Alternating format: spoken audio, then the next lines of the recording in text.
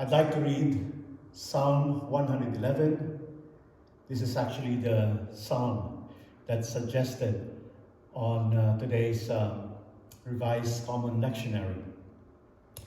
And this is a powerful psalm for us to read and be reminded of.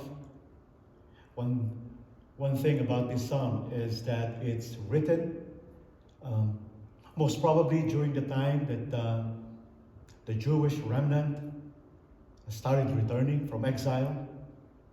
And it's not a time for them to rejoice in Jerusalem because there were hostile neighbors and they had been gone for a while.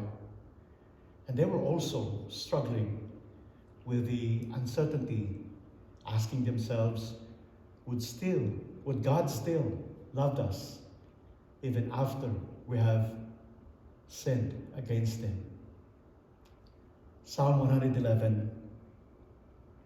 Praise the Lord. I will extol the Lord with all my heart in the council of the upright and in the assembly.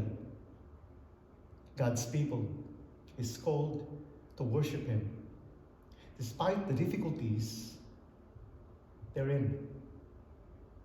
And then notice these following verses, how these verses remind God's people of God's work, God's goodness, God's deliverance.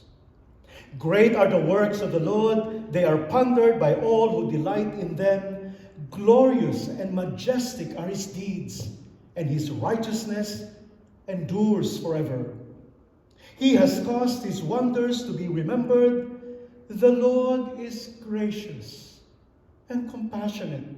Verse 5, He provides food for those who fear Him. He remembers His covenant forever. He has shown His people the power of His works, giving them the lands of other nations. Turning to the truthfulness, the power of His word. The psalmist declares, verse 7, the works of His hands are faithful and just. All His precepts are trustworthy. They are steadfast forever and ever, done in faithfulness and uprightness. He provided redemption for His people. He ordained His covenant forever. Holy and awesome is His name. The last verse. The fear of the Lord is the beginning of wisdom. All who follow His precepts have good understanding. To Him belongs eternal praise. Let us now offer this song of praise to our God.